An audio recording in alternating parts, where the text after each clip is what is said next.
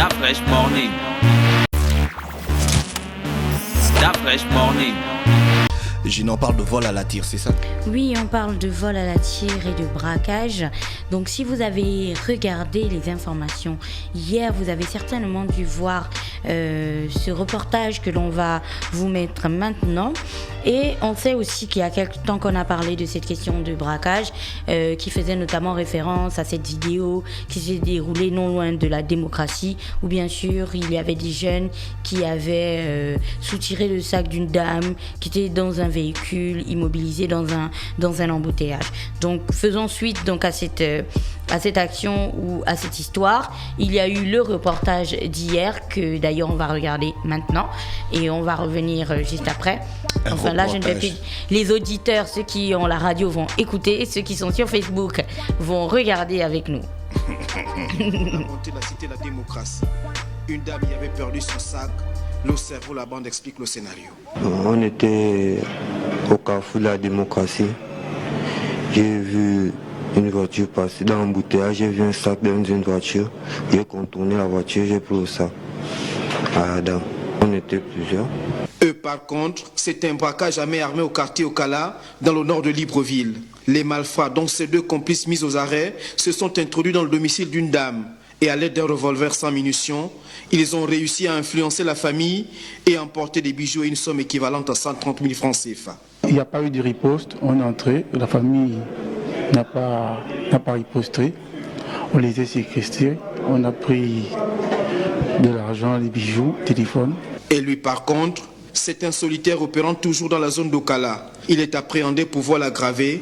Il y a quelques semaines, il emportait une tronçonneuse, un écran plasma dans un domicile inconnu. Des objets volés qu'il vendra à la suite à ce jeune compatriote, aujourd'hui interpellé avec lui.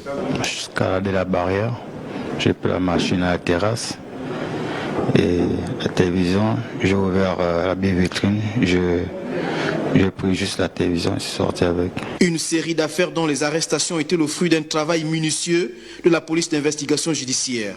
L'incarcération de ces bandits doit être saluée par les nombreuses victimes désemparées. Voilà donc le reportage qui est passé à la télévision hier. Je pense que si vous l'avez raté, vous pouvez toujours le voir sur la page Facebook de la préfecture de police de Libreville qui remettait donc dans leur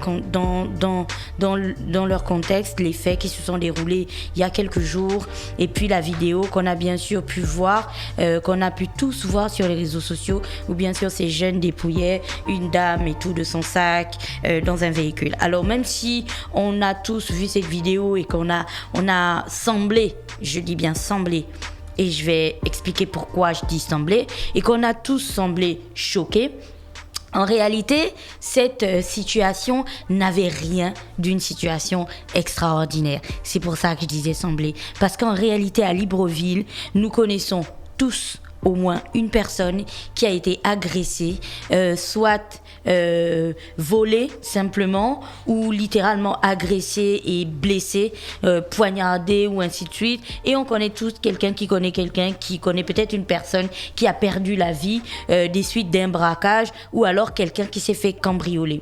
Tout c'est quelqu'un qui connaît quelqu'un, et nous tous dans les relations, a juste pour objectif de faire comprendre à tout le monde que le phénomène du vol à la tire, ou alors celui des braquages, ou celui des cambriolages n'est plus un phénomène anodin à Libreville. On le vit au quotidien, on le vit tous, chacun à des degrés différents, soit parce qu'on est directement la victime ou parce qu'on connaît quelqu'un qui en est victime. Alors, ce matin, en me levant, je suis tombée sur une vidéo d'ailleurs où plein de personnes ont tagué la page, c'était des images où plein de personnes ont tagué la page de la police, donc préfecture de police Libreville, où une dame qui, je pense que c'est une dame, a mis des caméras de surveillance chez elle et on pouvait voir de manière distincte des jeunes s'introduire donc dans sa concession parce qu'il y a une barrière, démonter la machine à laver et puis repartir avec. L'image qui m'a choquée, c'est qu'il y avait un des cambrioleurs qui avait une énorme machette qu'il tenait à la main en fait, et la question que je me posais, c'est qu'est-ce qui se serait passé si en entendant du bruit devant son habitation, par exemple, elle était sortie. On l'aurait peut-être découverte le lendemain, découpée ou, je sais pas, blessée. Elle aurait perdu tout son sang. Elle serait morte parce qu'il voulait voler une machine à laver. Autre fait qui m'a vraiment secoué dans ce reportage qui est passé à la chaîne nationale, donc Gabon Première, c'est bien sûr le fait qu'on abordait la question, ou alors ces agresseurs comme étant des récidivistes. Donc pour la plupart, c'est des jeunes qui ont déjà au moins été arrêtés une fois et qui sont ensuite sortis de prison après avoir consommé leur peine ou je sais pas, après avoir passé leur peine et tout, ou bien sûr après avoir bénéficié de grâce et tout, qui se sont retrouvés à l'extérieur et qui ont repris leurs activités, notamment celles liées à l'agression. Alors, il y a quand même plusieurs points qui sont importants à relever dans cette question. Si aujourd'hui on peut voir l'effet et la réactivité des forces de police nationales, notamment dans leurs actions et dans la mise en place des différents systèmes qu'ils ont créés, donc Facebook, WhatsApp, où les populations peuvent dénoncer désormais, envoyer des images, les taguer pour se plaindre, pour mettre en avant certaines situations. On voit que la police est réactive et que voilà, ça avance, d'où les arrestations que l'on a pu observer, mais n'empêche que ça devient quand même un véritable phénomène qui pourrait être comparé au mythe de Sisyphe. Je me souviens, le mythe de Sisyphe, on parlait de ça en philosophie quand on était au collège, je pense, ou au lycée. En fait, Sisyphe, c'était un gars, et je pense, on l'avait puni et il devait pousser une énorme pierre jusqu'au-dessus d'une montagne, et après, boum, la pierre redescendait, et sa punition ad vitam aeternam jusqu'au dernier jour de sa vie, quoique sa vie ne termine pas. C'est ça, en fait. Pousser cette pierre et reprendre encore et encore.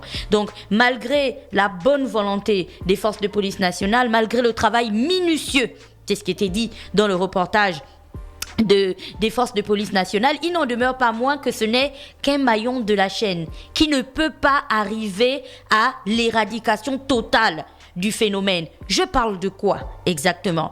Alors, je vous la fais très simple. Vous avez un gars qui braque. Vous avez bien sûr les agents de force de police et tout ça qu'on appelle communément la PJ, ou voilà, d'autres agents qui font des enquêtes, qui se cassent la tête, qui vont dans les quartiers.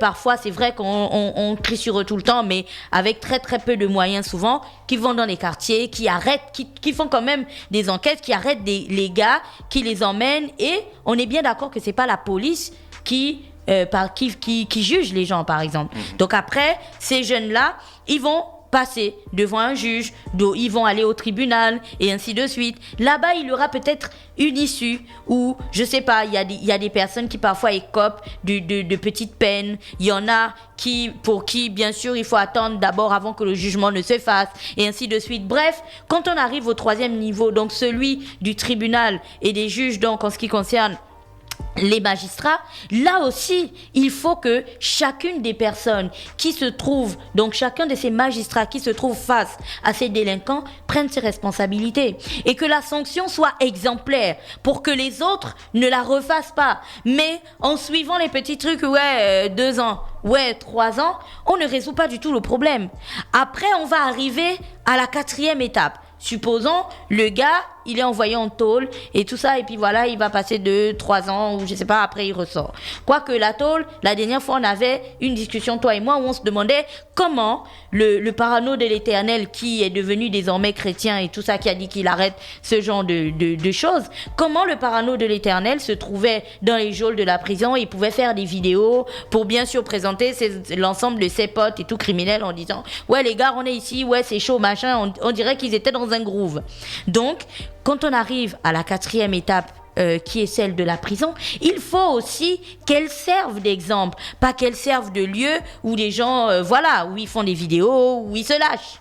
Et après, on arrive à la 5e étape. Donc, ils ont terminé entre la 4e et la 5e étape, bien sûr, où ils vont sortir, et c'est là que le bas blesse, et c'est là que la responsabilité de l'État prend toute son ampleur. De quoi est-ce que je suis en train de parler exactement? Je vous ai bien dit ce terme récidivistes. Alors, je ne sais pas pourquoi on ne se pose jamais les bonnes questions.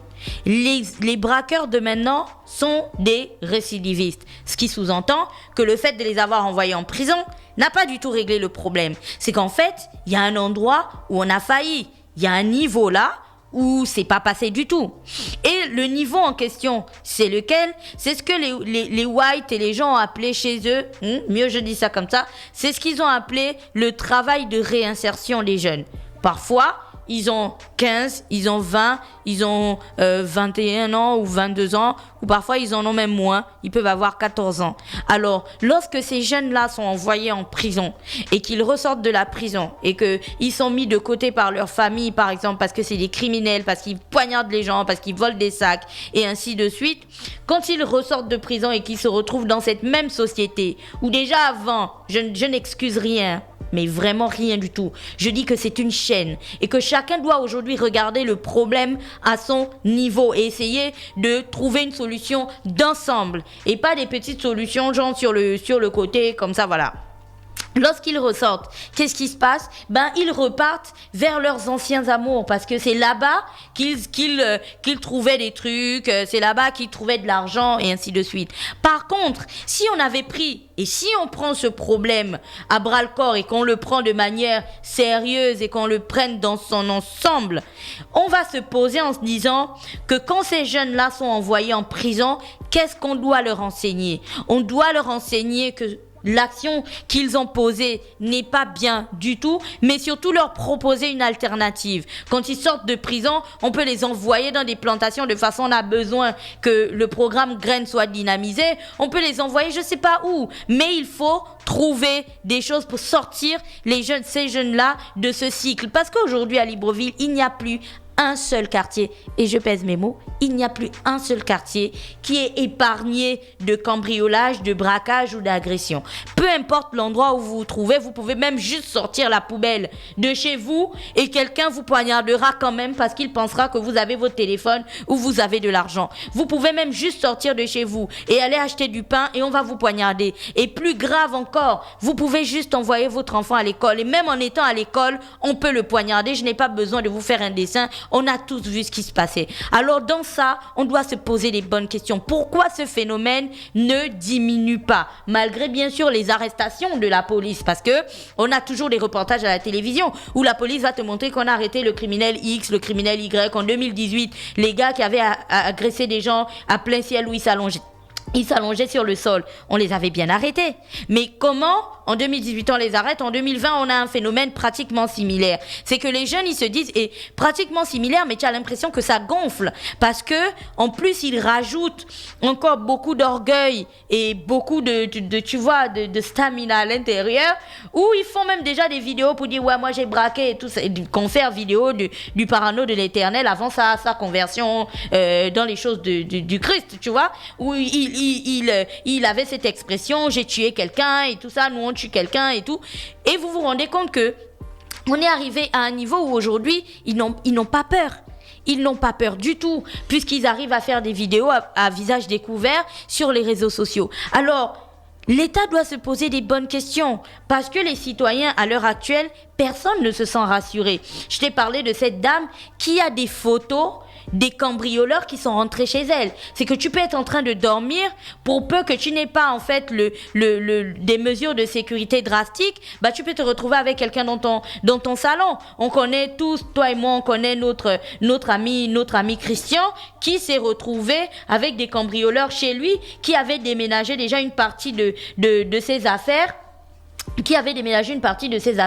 Et qui, tiens-toi bien, avait un TM qui se retrouvait là à 2 ou 3 heures du matin en train d'emporter les affaires qu'ils avaient terminé de voler. Donc il faut se poser les bonnes questions. Pourquoi ce phénomène est sans cesse grandissant? Et surtout, est-ce que les méthodes que l'on utilise aujourd'hui sont des méthodes qui ont prouvé leur efficacité? Est-ce qu'aujourd'hui, lorsqu'on arrête quelqu'un, lorsqu'il passe au tribunal et tout, la sanction qui lui est imposée est exemplaire de sorte que le phénomène ne se reproduise plus, ou on est vraiment dans un système où on met un pansement